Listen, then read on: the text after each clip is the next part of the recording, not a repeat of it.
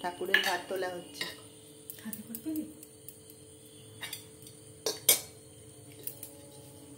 বসানো হবে।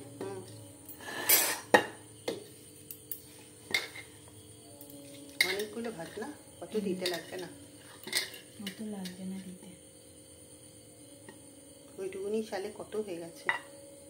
এটা আউশ চাল, এটাকে বলে গ্রাম বাংলায় আউশ চাল। এই চালের ভাত রান্না পুজোয় দিতে হয়, আর আমাদের জন্য আলাদা চাল। আর দিস না। ওটাকে এবার সাইজ করে নে।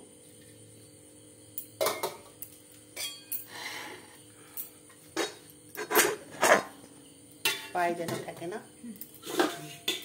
এইবার ওটাকে আরেকটু ছোট করে নে। ছোট করতে একটু পাশে ডালের বাটিটা বসাবো তো। এবার ঠাকুরের ডাল তোলা হচ্ছে। এগুলো সব কালকে মা মনসার পুজো হয়ে যাওয়ার পর এগুলো ঠাকুরকে ধরে দিতে হয়, আমাদের তাই নিয়ম। এনে ডাল তোলে, একটু ঘেটে নে।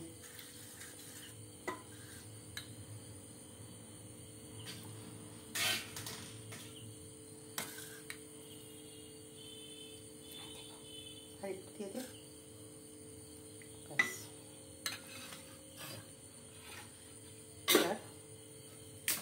ভাজা, সমস্ত ভাজা থেকে দুটো দুটো করে দে।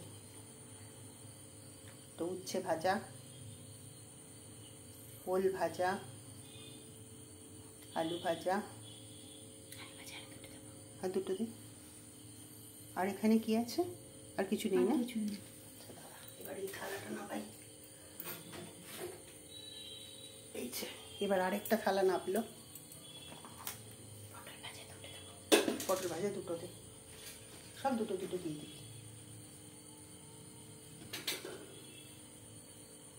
এই যে সমস্ত ঠাকুরের জন্য তোলা হচ্ছে। কুমড়ো ভাজাও একটা দে, বড় দেখে একটা দে।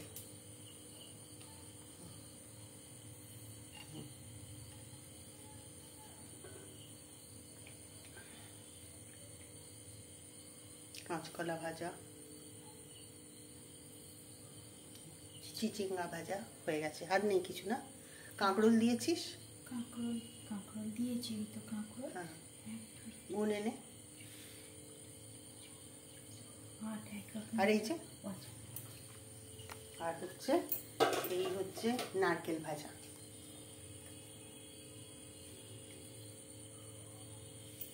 আচ্ছা, এবার ঠাকুরের হচ্ছে ঝালের মাছ। একটা ঝালের মাছ তুলে নে, এইরকম পিসের দিবি। এই যে একটা ঝালের মাছ গেল। হ্যাঁ, একটা ঝালের মাছ গেল। আচ্ছা, এইবার যাবে টকের মাছ। আলাদা জায়গায় দিলে ভালো হতো, যাকে দিয়ে দিচ্ছি। একটা দাগা দেখে তোর ঠাকুরকে। এটা হচ্ছে কাঁচা তেঁতুলের টক। আর এইটা এখানে দেখ।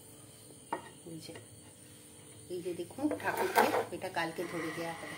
এটা ফ্রিজটা খুলে ফ্রিজে ঢুকিয়ে রাখবি। শাকটা কোথায় রাখলাম রে? কাঁচা।